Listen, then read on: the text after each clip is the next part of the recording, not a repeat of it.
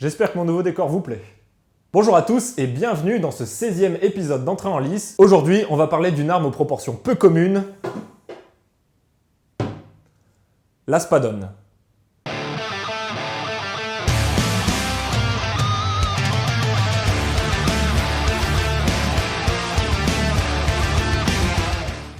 En français, vous devez aussi connaître cette arme sous le nom d'espadon, mais c'est peut-être une déformation moderne, donc on l'appellera épée à deux mains.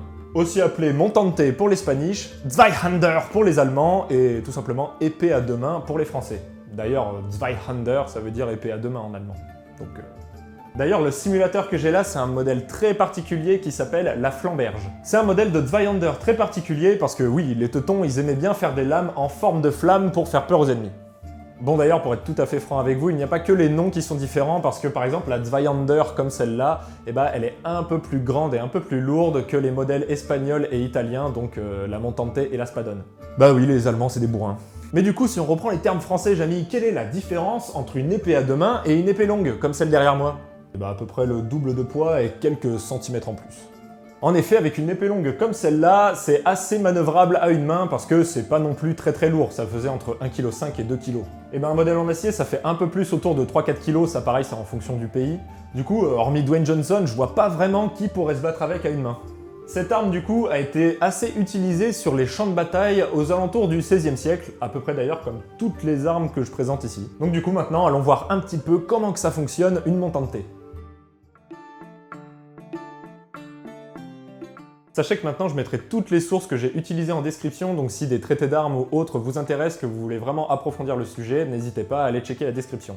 Du coup, il y a un nombre assez conséquent de maîtres d'armes qui ont fait des traités sur l'épée à deux mains. Je pense notamment à Francesco Ferdinando Alfieri, qui a publié un traité de 21 chapitres en 1653 sur la spadone, avec des bases d'utilisation pour savoir comment s'en servir sans se tuer et tuer ses potes, et surtout énormément de techniques et de drills pour travailler l'arme soi-même. Et du côté ibérique, donc les Espagnolos-Portugais, le plus connu est Diogo Gomes de Figueiredo.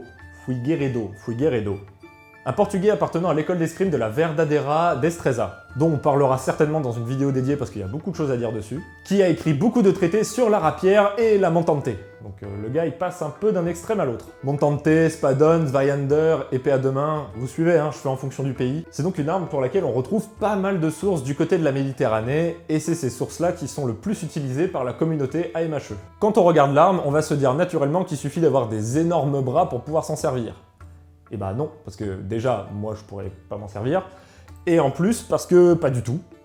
En effet, comme le souligne Jehan l'ermite qui a rencontré le maître d'armes espagnol Pablo de Paredes, un instructeur d'escrime pour des nobles et notamment instructeur de montante, celle-ci était, je cite, une excellente arme pour dénouer et agiliter le corps. Oui, on disait agilité au XVIe siècle. Mais du coup, ce qu'il voulait surtout dire, c'est que c'était une arme parfaite pour travailler sa coordination du haut et du bas du corps. Parce que bon, c'est pas tout d'avoir des gros bras, mais ce qu'il faut surtout, c'est avoir une excellente connaissance de l'arme, de ses proportions et surtout du principe d'inertie.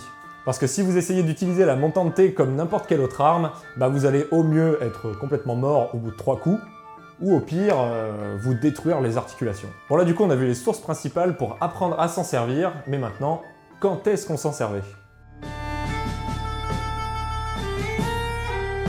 Si on en croit le travail de traduction de Eric Myers et les recherches sur le contexte ibérique de Steve Hick, la montante était surtout utilisée par des officiers ou des adventureurs, c'est-à-dire des soldats qui n'étaient pas en formation, qui étaient en avant-garde. Et d'ailleurs, quand on regarde l'arme et comment on s'en sert, c'est assez logique. Il est tout simplement impossible de s'en servir avec des camarades qui se tiennent à moins de 3 mètres du porteur. Sinon, ça donnerait un truc comme ça.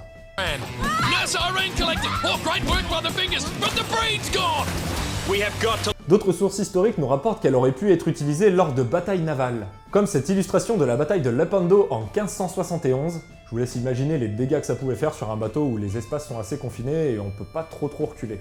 Mais du coup, si on pouvait pas se battre en formation avec, c'est bien que cette arme elle avait une autre utilité.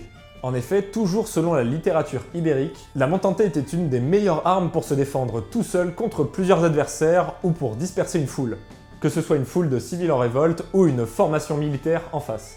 Mais vu que des images valent mieux que des mots, voici une petite expérience que j'ai fait avec les copains de AMHE Clermont-Ferrand, où je compare le temps qu'on peut tenir seul face à 3 adversaires avec une montante et une simple épée longue. Donc là, faut vraiment mettre dans un contexte réel où le mec qui tient la montante n'a vraiment pas peur de tuer les ennemis en face.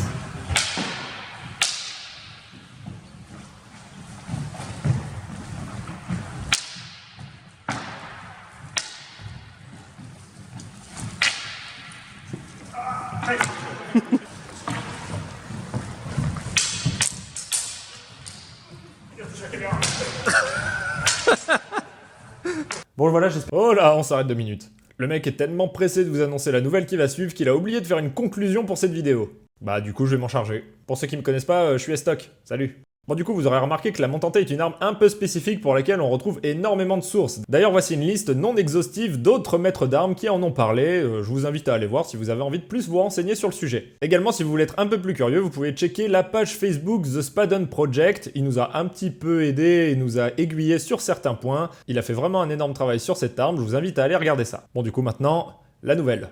Allez salut! J'espère que cette première vidéo de la saison 2 d'Entrée en Lice vous aura plu. J'ai fait en sorte de pousser vraiment au mieux le travail de recherche et de sources et je vais vous expliquer pourquoi. Pour ceux qui me suivent sur les réseaux sociaux, d'ailleurs n'hésitez pas, hein, Facebook, Twitter, Instagram.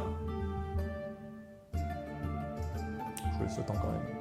J'ai intégré depuis le 15 septembre le label Hérodote. Pour vous la faire très courte, ce label regroupe différents youtubeurs qui font de la vulgarisation historique. Tous les membres de ce label ont des chaînes de ouf avec du contenu ultra qualitatif, donc c'est un peu pour ça que j'ai voulu rehausser le niveau pour leur faire un petit peu honneur quand même. Si vous voulez checker les chaînes des autres membres du label, n'hésitez surtout pas, je les ai toutes mises en description, faites-vous plaisir.